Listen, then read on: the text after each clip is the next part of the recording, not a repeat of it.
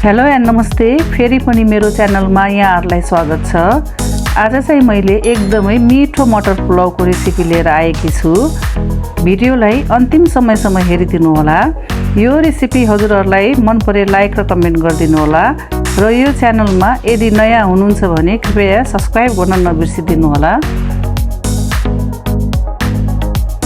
अब लागौं मटर पुलाउ बनाउनतर्फ।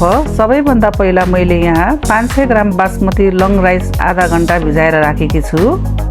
त्यसरी नै एउटा केसरको डब्बाबाट थोरै केसर निकालेर आधा कप मनतातो दुधमा राखे र यसलाई बिस्तारै मिक्स गरे। यो हामीलाई पछि चाहिन्छ। अब पुलाउमा हाल्ने सामानहरू पनि हेरौँ। यहाँ मैले 400 ग्राम हरियो मटर लिएकी छु। त्यस्तै 1 पिस काटेको प्याज, 1 ठुलो चम्चा सौफ। सौफले एकदमै राम्रो बास्ना दिन्छ। त्यस्तै 1 ठुलो चम्मच जिरा, 1 ठुलो चम्मच ग्रेट गरेको अदुवा र 2 ठुलो चम्मच घिउ लिएकी छु। पुलाउ बनाउनको लागि मैले मोटो बेस भएको भाँडा लिएकी छु र यसमा मैले 2 ठुलो चम्मच घिउ राखे।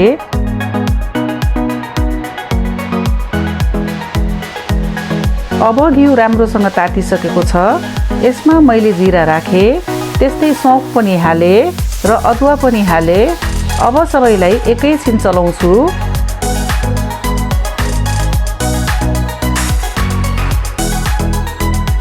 अब एकछिन चलाइसकेपछि प्याज पनि हाले। प्याजलाई पनि चलाएर रातो हुन्जेलसम्म भुट्ने। यतिको रातो भइसकेपछि मैले माथिबाट भिजाएको चामल राख्दैछु।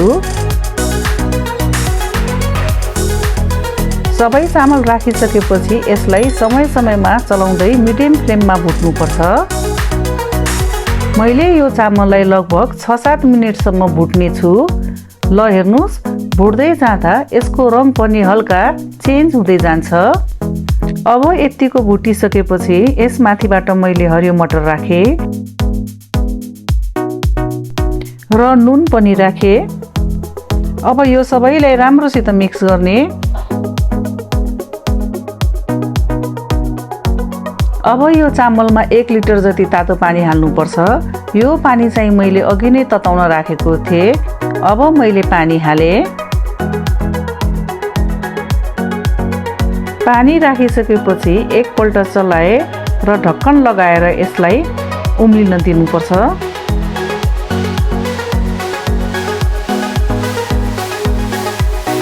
पानी हल्का सुकिसकेपछि ढक्कन खोले र एकचोटि चलाए।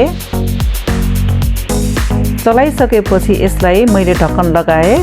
अब यो चामललाई हामीले पानी सुकुन्जेलसम्म लो फ्लेममा पाक्न दिने। ल हेर्नुस्, अब यो चामलको पनि पानी सुकिसकेछ। अब यसमा मैले अघि दुधमा भिजाएको केसर हाले। अब ढक्कन लगाउने, फेरि यसलाई लो फ्लेममा एकछिन पाक्न दिने। अब यता पुलाउमा हाल्नको लागि मैले प्यानमा 1 चम्मच घिउ राखे र एउटा मसिनो गरी काटेको प्याज राखे र रातो हुन्जेलसम्म भुटे।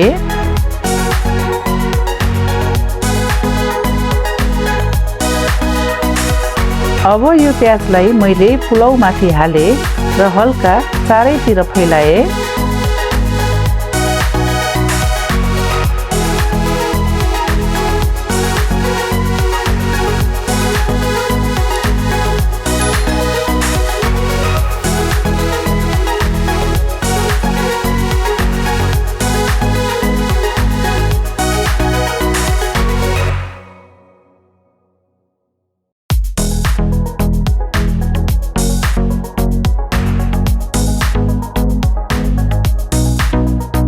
ल हेर्नुस्, हाम्रो सौफ हालेको मटर पुलाउ तयार भइसकेको छ। अब यसलाई हजुरहरूले मासु वा सब्जीसँग यसको स्वाद लिन सक्नुहुन्छ।